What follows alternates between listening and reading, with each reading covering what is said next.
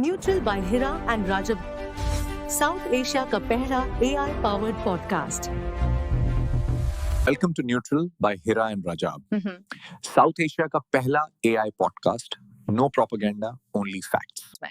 अगर आपको लगता है कि हमारा स्टांस क्लियर और न्यूट्रल है तो चैनल को सब्सक्राइब और वीडियो को लाइक लाजमी करें. रजब, जरा ये तस्वुर करें, एक दरिया जो सिर्फ पानी नहीं सोना बहा रहा हो. एक दरिया जिसके किनारे सदियों से लोग रेत छान रहे हों और आज वही दरिया मशीनों की घुन गरज में बदल चुका हो. सवाल ये है, क्या दरियाए सिंध वाकई पाकिस्तान की सबसे बड़ी गोल्ड माइन बन चुका है या हम एक बार फिर ख्वाब देख रहे हैं? ये सवाल सिर्फ रोमानवी नहीं, इंतहाई संजीदा और स्ट्रेटेजिक है. क्योंकि आज हम जिस चीज पे बात कर रहे हैं वो सिर्फ गिलगित बल्तिस्तान के चंद कबाइल की कहानी नहीं. ये कहानी जुड़ी है पाकिस्तान की मईशत, माहौल, रियासती पॉलिसी और आलमी माइनिंग मुकाबले से. अगर आप कभी शमाली पाकिस्तान गए हों तो आपने दरियाए सिंध के किनारे कुछ लोगों को देखा होगा जो खामोशी से रेत छान रहे होते हैं. ये लोग हैं सोनेवाल कबाइल. सदियों से बगैर मशीन, बगैर शोर, सिर्फ हाथ, पानी और सब्र के साथ. गिलगित बल्तिस्तान के जिले दयामर के लोग कहते हैं, पहले एक दिन में मुश्किल से 1 ग्राम सोना निकलता था मगर घर चल जाता था. ये पेशा उनके लिए कारोबार नहीं, शिनाख्त था. अब ये शिनाख्त खतरे में है. क्योंकि अब मंजर बदल चुका है. अब दरियाए सिंध के किनारे सैकड़ों मशीनें लगी हैं. एक्सक्यूवेटर, जनरेटर, पंप. जहां पहले 1 ग्राम मिलता था वहां अब 10 से 12 ग्राम रोजाना निकल रहा है. यही वो लम्हा है जहां सवाल पैदा होता है, क्या ये तरक्की है या खामोश तबकाती बेदखली? जिनके पास जमीन थी वो पार्टनरशिप में आ गए, जिनके पास सिर्फ हुनर था वो दिहाड़ीदार बन गए. ये गोल्ड रश सिर्फ गिलगित बल्तिस्तान तक महदूद नहीं रहा.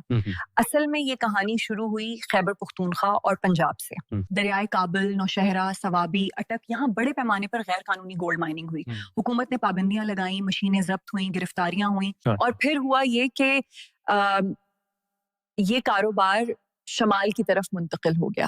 यानी मसला खत्म नहीं हुआ, सिर्फ जगह बदल गया. और अब गिलगित बल्तिस्तान की हुकूमत मशीनों को कानूनी दायरे में लाने की कोशिश कर रही है. लेकिन सवाल ये है, क्या कानून रफ्तार के साथ चल पा रहा है? यहाँ एक अहम साइंसी बात समझना जरूरी है. दरियाओं में सोना कोई जादू नहीं. सोना पहाड़ों की चट्टानों में होता है.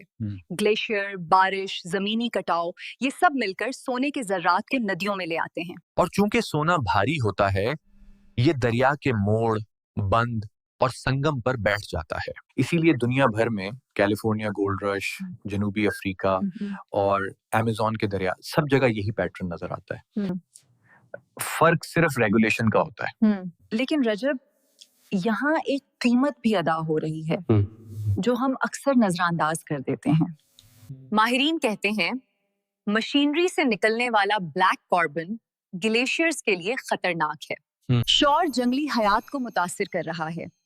पानी गदला हो रहा है और दरिया का कुदरती बहाव बदल रहा है. यानी अगर यही रफ्तार रही तो हम सोना निकालते निकालते दरिया ही खो बैठेंगे. अब आते हैं बड़े दावों की तरफ. दरियाए सिंध तरबीला डैम, जहां 636 अरब डॉलर मालियत के सोने का दावीज किया गया.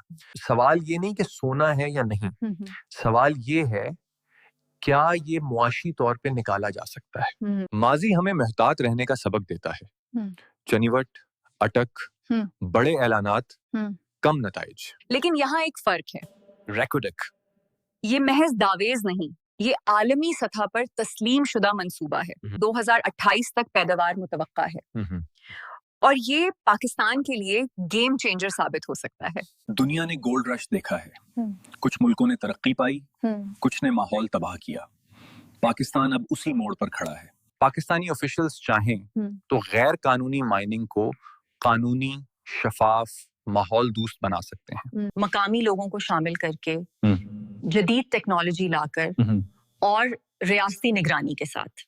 दरियाए सिंध सिर्फ एक दरिया नहीं, ये तहजीब है, तारीख है और अब मुमकिना तौर पर माशी मुस्तकबिल भी. सवाल ये नहीं कि पाकिस्तान के पास सोना है या नहीं, असल सवाल ये है, क्या पाकिस्तान इसे दानिशमंदी से इस्तेमाल करेंगे या एक और मौका जाया कर देंगे? ये था आज का एपिसोड. हकाइक के साथ, जज्बात के बगैर. सोचने का काम आप पर छोड़ते हैं. اگر آپ کو یہ ایپیسوڈ ویلیوبل لگا تو لائک کریں، شیئر کریں اور چینل کو سبسکرائب لازمی کریں۔ اللہ حافظ۔